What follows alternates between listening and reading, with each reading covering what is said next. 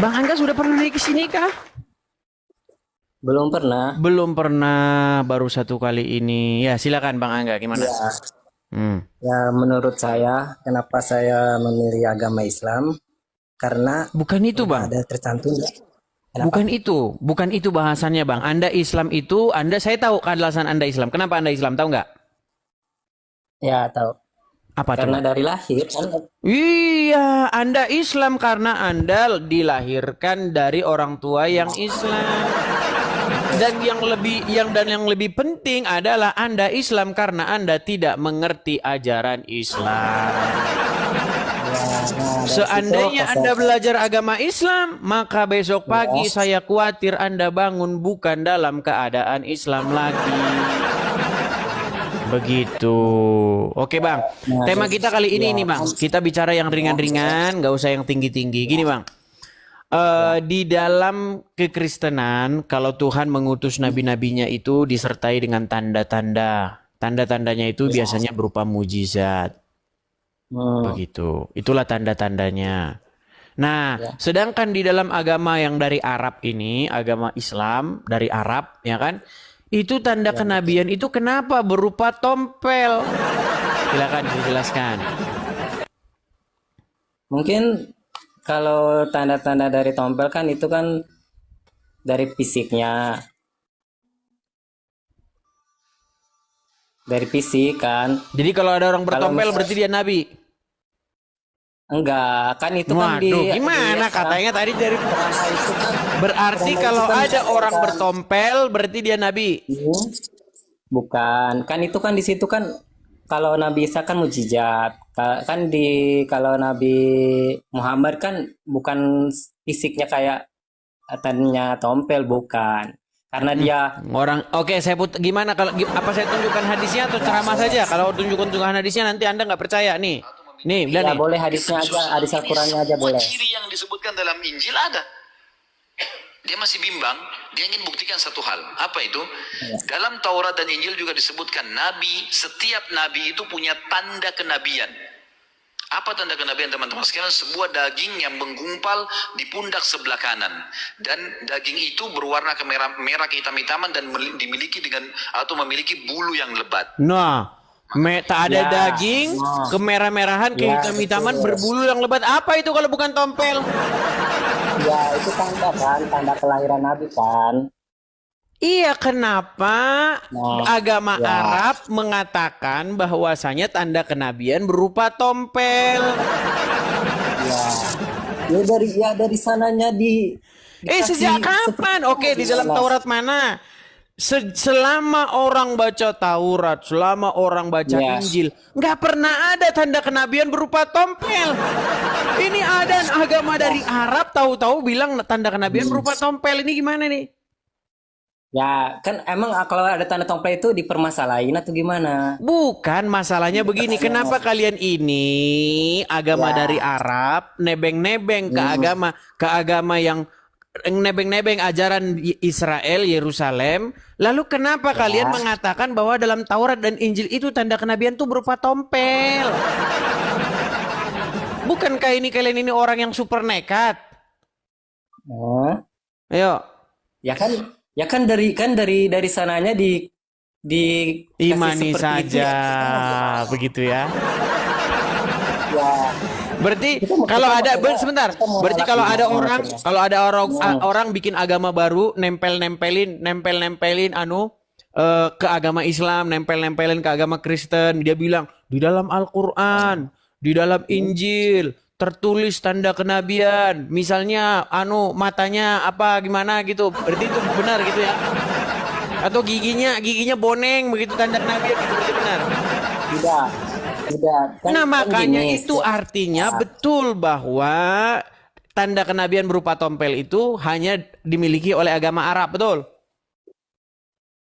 Ya kan ya kalau dari situ kan nggak inilah nggak semua, takutnya kan agama Kristen juga ada yang bertompel, kita kan nggak bisa mastiin, ya kan? Nggak Kalau misalkan nyambung dari kali. sananya dikasih tompel, berarti Bang, gimana? bukan Ya, itu. Coba gini aja coba. Apa sebenarnya maksud ya, saya coba? Maksud saya apa?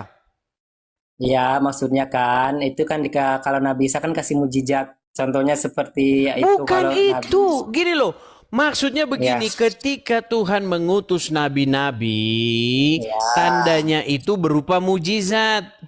ya. Nah, kenapa sekarang kalau agama Arab, tanda kenabiannya itu berupa tompel?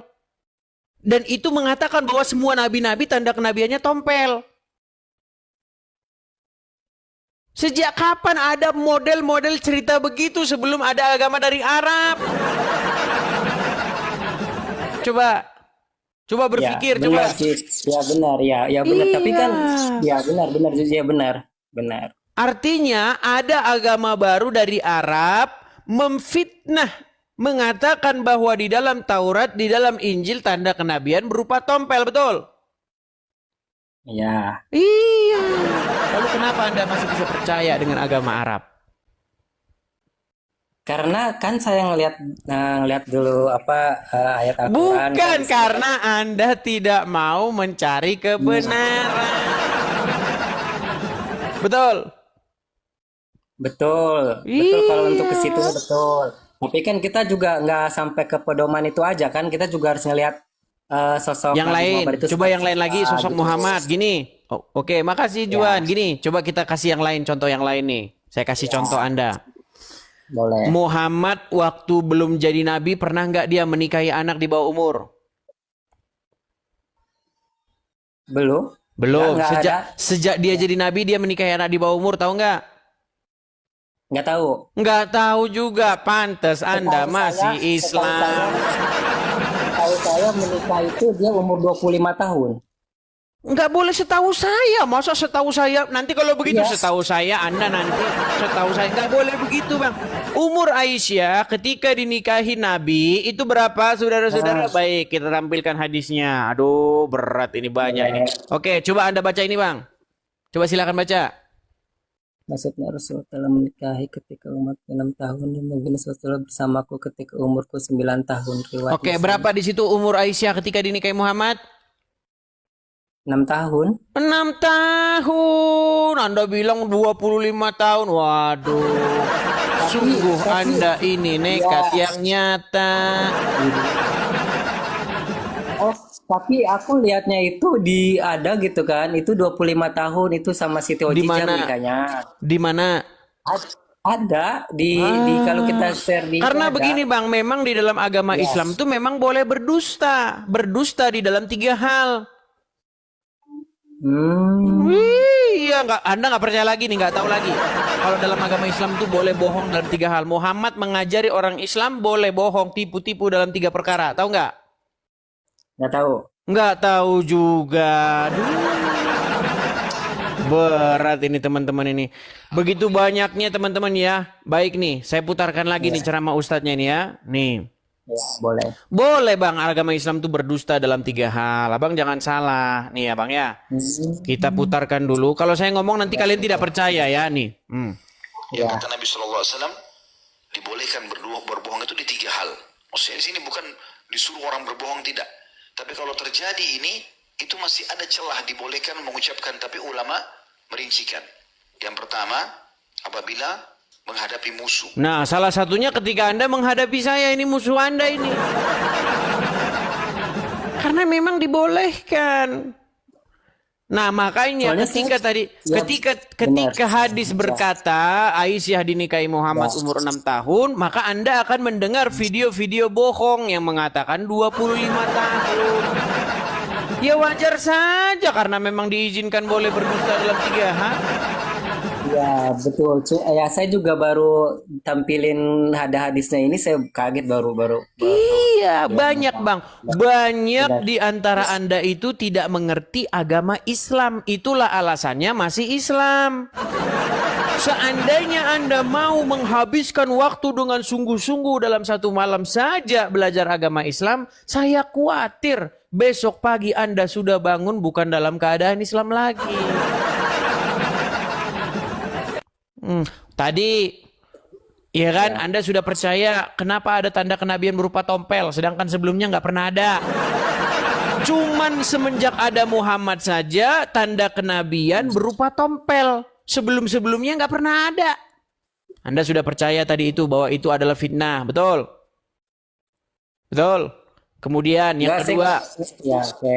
yang kedua, Anda sudah percaya bahwasanya umur Aisyah ketika dinikahi Muhammad umur 6 tahun, betul? Ya itu kan ada di situ ya. Saya Iya, harus ini saya percaya tampilkan karena nih ada hadisnya. hadis, Saya kan? tampilkan Ya, betul, hadisnya. ya harus. Ya, Terus ya, yang betul. ketiga, Anda sudah percaya Muhammad mengajari kalian boleh berdusta dalam 3 hal, betul? Ya tadi ngeliat cara itunya dengan Lalu sekarang apalagi yang membuat Anda ragu-ragu untuk meninggalkan agama Islam? kan kita kan agama itu kan keyakinan dari hati kita sendiri gitu. Iya, maksud saya apalagi yang membuat Anda masih yakin dengan Muhammad? Yakin karena bagi aku ya kan kita kan nggak Yakin. karena ini kalau Islam yang baik itu kan kita juga kan harus Bang, sama gini manusia Bang kan ya. harus Begini Bang ya. ya Panutan Anda, Ya. suri tauladan Anda yang kepadanya Anda patuh, taat, tunduk, mengikuti adalah Muhammad. Betul? ya Sebaliknya, kami adalah Yesus. Betul? betul. Nah, sekarang saya bandingkan Bang. Ayo, ikut Yesus apa ikut Muhammad nih? Kita bandingkan nih. Yesus tidak pernah menikahi anak di bawah umur. Betul? Muhammad menikahi Aisyah umur 6 tahun dan mencampurinya umur 9 tahun. Betul? Ini Betul, hadisnya. ada hadisnya itu. Ya, Sesuai betul, hadisnya. oke. Sekarang saya tanya, Ya. mana yang lebih pantas diikuti? Ya Nabi itu. Apa? Ya. Nah, itu pertama. Kurang aja ya. Ya. Ah, itu pertama. Terus yang kedua nih sekarang, yang sederhana-sederhana saja, jangan yang berat-berat, Ya, ya. boleh. Ya boleh. Muhammad ada di kubur, betul? Ya. Nah, dia nyata-nyata ada di kuburnya. Yesus naik ke surga. Nah, sekarang mana yang lebih pantas diikuti? Yang ada di kuburan atau yang naik ke surga? Ya naik ke suruh. Nah, dua. Yang ketiga lagi, Yesus mengajarkan supaya jangan berdusta. Ia katakan iya, tidak katakan tidak. Bahkan Yesus katakan setan atau iblis itulah bapak segala dusta. Sedangkan Muhammad mengajari kalian umat Islam boleh berdusta dalam 3 hal. Mana yang lebih pantas diikuti? Yang itu, yang nggak boleh berdusta. Hah? Yang nggak boleh berdusta. Nggak boleh berdusta. Terus apa lagi yang membuatmu ragu-ragu untuk mengganti suri tauladanmu, untuk mengganti panutan junjunganmu dari Muhammad kepada Yesus? Apalagi? Jangan lama-lama, nanti Anda terlambat. Nggak boleh terlambat. Betul? Betul? Betul. Kalau Anda mengikuti Muhammad, nanti Anda kalau sudah punya uang pergi ke Arab menciumi batu. Betul nggak? Betul nggak? Ya, itu batu ya. Iya, kalau Anda mengikuti Muhammad, nanti Anda punya duit, Anda terbang ke Arab. Lalu sampai sana Anda mencium sebongkah batu. Betul nggak? Iya. Makasih Kak Reminca. Betul kan? Iya betul. Iya, sedangkan kalau Anda ikut Yesus, Anda tidak akan mau cium-cium batu. Seperti itu. Ayo, lantas bagaimana, apalagi yang menghalangimu untuk mengganti Ya. suri tauladanmu, untuk mengganti junjunganmu? Iya, tapi kan aku juga kan ngelihat dari surat Al-Imran gitu kan. Di situ kan ditunjukkan surat Al-Imran ayat 19 kan sesungguhnya agama yang diridhoi itu adalah agama Allah atau agama Islam. Oke, kalau memang agama Islam itu adalah agama yang diridhoi, kalau memang agama Islam itu adalah agama yang benar, kenapa pengikutnya saling bunuh-membunuh? Kenapa Muhammad sendiri? Loh, pengikut Muhammad itu saling... Coba setelah Muhammad meninggal, apa yang terjadi dengan para sahabat? Waduh, Anda tidak belajar agama Islam ini. Iya, tapi itu nggak boleh. Loh, Muhammad mengatakan di dalam sebuah hadis, sebaik-baiknya generasi, sebaik-baiknya umat adalah generasi para sahabat. Tahu itu? Ya. Tetapi fakta yang terjadi di antara para sahabat itu saling bertikai. Terjadi perang Siffin. Tahu perang Siffin? Perang antara Muawiyah dan kelompok Ali. menantunya Muhammad. Terjadi juga perang Jamal, perang antara Aisyah, istrinya Muhammad, dengan Ali, menantunya Muhammad. Apalagi, terus terjadi juga perang Karbala, bahkan di situ cucu Muhammad dibantainya. Tahu? Oh iya. Waduh, tidak tahu saudara. Makanya kan dari situ aja mungkin itu dia nggak mungkin dari situ aja kan udah beda gitu. Katanya para sahabat dijamin masuk surga. Tapi Anda salah-salahkan mereka berperang satu sama lain, gimana? Nggak baik, itu nggak boleh. Bukan masalah boleh tidak boleh. Muhammad membenarkan bahwa mereka itu adalah generasi terbaik. Ya, Tetapi nyatanya mereka saling bertikai, saling berkonflik, saling membunuh di dalam peperangan. Nah makanya statement Anda bahwa Islam itu rahmatan lil alamin itu dipertanyakan. Kalau memang Islam rahmatan lil alamin, kenapa Muhammad sendiri mengatakan, aku diperintahkan untuk memerangi manusia, tahu itu? iya. Tahu? Ya memerangi manusia yang kafir. Aku diperintahkan untuk memerangi manusia sampai mereka mengucapkan tiada Tuhan selain Allah. Jika mereka mengucapkan itu, maka terpeliharalah harta dan darah mereka dariku. Tahu itu? Ya, Di mana rahmatan lil alaminnya?